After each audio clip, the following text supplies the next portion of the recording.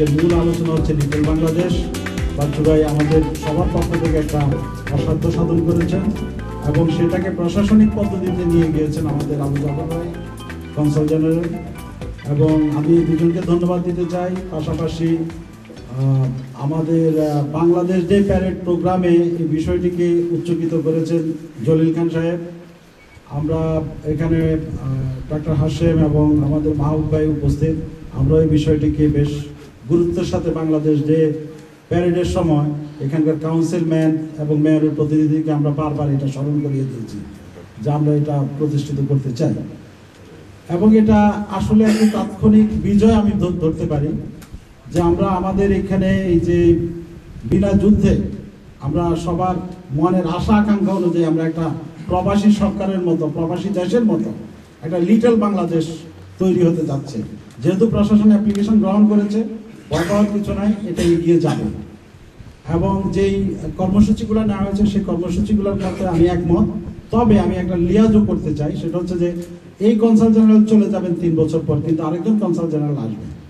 কাজেই পোর্টফোলিও অনুযায়ী যদি আমরা এরকম একটা কমিটি করি, কনসাল জেনারেল পদাধিকার বলে এখানে চেয়ারম্যান থাকবেন এবং অন্যান্য নির্বাহী আরও 30 জন হোক, 40 জন হোক, 50 জন হোক, বাচ্চু ভাই অন্যান্যদের সাথে যোগাযোগ করে বসে একটা ওপেন হাউস ডেকে, আমাদের বাংলাদেশ সেন্টারে একটা ওপেন হাউস ডেকে সব নেতারা মিলে আমরা প্রায় 100 জনের একটা কমিটি করতে পারি। এই 100 জনের একটা কমিটি করে এর মধ্যে ভ্যালির লোক, সানবার্ডিনোর লোক, এখানকার লোক, অরেঞ্জ কাউন্টির লোক সবাই থাকবো এবং সবাই মিলে আমরা যখন আমাদের কাজগুলোকে আমরা ভাগ করে নিলাম, তাদের কনসাল অফিসের কাজ অনেকখানি কমে যাবে। তো আমি মনে করি যে বাচ্চু ভাই এবং আবু জাফর সাহেব আপনারা বসে একটা দিন তারিখ ঠিক করেন। আমরা বাংলাদেশ সেন্টারে একদিন আমরা প্রায় শখানেক আমাদের যে সমস্ত নেতা নেতৃবৃন্দ বা যাদের দরদ আছে যে লিটল বাংলাদেশ একটি ভালো জিনিস হচ্ছে, একটি ঐতিহাসিক জিনিস হচ্ছে, এটা বলতে পারি যে পশ্চিম উপকূলে আমরা একটা উদাহরণ তৈরি করতে যাচ্ছি। এটা অন্যরা করতে পারেনি, আমরা যেটা করতে পেরেছি। আমরা এখানে একটা মানে লস এঞ্জেলস একটা বিখ্যাত জায়গা, এই বিখ্যাত জায়গার মধ্যে আমরা আমাদের কমিউনিটি এস্টাবলিশ করতে যাচ্ছি এবং যে এরিয়ার কথা বলেছেন জয়নাল ভাই, এই এরিয়াকে আমরা এখনই কাটছাট করার দরকার নাই হুইলচেয়ার পর্যন্ত। কারণ হুইলচেয়ারে আমাদের সোনালী এক্সচেঞ্জ আছে, আমাদের আরও কিছু প্রতিষ্ঠান আছে, আমাদের পরিচিত কয়েকটি ট্রাভেল এজেন্সি আছে সেখানে। কাজে আমরা হুইলচেয়ারটাকে আমরা এখনই কাটছাট করি না, তবে আমরা অ্যাড করতে পারি 1st স্ট্রিট পর্যন্ত, কারণ আমাদের অনেক লোক এই এলাকায় বসবাস করে। এবং ভার্জিলের কথা যেটা বলছেন এটাও সাইন্টিফিক, কারণ আমাদের ওইখানে প্রচুর লোক আছে এবং সেটা সেন্টারে আমাদের শহীদ মিনার হতে যাচ্ছে এবং সেটা নিয়েও বেশ কাজ আগিয়েছে। সেটা হয়তো আরেকটা মিটিংয়ে সবাই জানাবে যারা এর পিছনে উদ্যোক্তা আছে। এবং আজকে যেভাবে যেই লিটল বাংলাদেশের ইস্যুটা সবার সামনে ওপেন করা হয়েছে, ঠিক এরকম অন্যান্য জাতীয় ইস্যুগুলা, শহীদ মিনারের ইস্যু বা 21শে ফেব্রুয়ারির ইস্যু বা বিজয় দিবসের ইস্যুগুলা আমরা সবাই মিলেমিশে একসাথে করতে যদি পারি তাহলে সেটা ভালো হয়, কারণ এতে কমিউনিটির ঐক্য বৃদ্ধি পাবে এবং আমি আশা করি সবাই সবার প্রতি সহানুভূতির হয়ে এই কাজটিকে এগিয়ে নিয়ে যাব এবং এটা একটি বড় বিজয় বাংলাদেশিদের জন্য, বাঙালিদের জন্য। ইসমাইল ভাই যে কথাটা বললেন যে as opposed General Vice proposition, I take a different position on that. বাদ দেওয়া না দেওয়া না একটা জিনিস যেটা it's a very sensitive issue. Korea টাউনের নার্ভ হচ্ছে হুইলচেয়ার বরাবর। আমরা যদি if you want to touch it, it will create such a sound, it may be unmanageable for us to handle. So if John Alvai has made that a formal proposition, I would like to second it. যদি আমরা কোনোভাবে mayor অফিসের সাথে কথা বলে এটাকে আমরা যদি এই পরিধিটাকে চেঞ্জ করতে পারি, I think that makes a lot of sense. 3টা পরপর মিটিং যারা উপস্থিত ছিলেন তারা এক্সিকিউটিভ বোর্ডের মেম্বার হলেন, না থাকতে পারলে হবে না। আমার মনে হয় লিটল রেস্ট্রিক্টিভ, কারণ প্রথম মিটিংয়ে অনেকে জানতেও না জিনিসটা। We should follow the process of inclusion, not the process of elimination. তাইলে যদি আমরা মনে করেন যে আরেকটা সুযোগ দেই যে বা 3টা মিটিংয়ের মধ্যে কমপক্ষে যারা 2 জন এসছে, 2 বার এসছে বা those who are really interested, তাইলে হয়তো we may একটা জিনিস আপনাকে ক্লারিফিকেশন করছি, তিনটা মিটিং এর যে কোনো একটাই উপস্থিত থাকবে। Oh, sorry. Then it's okay.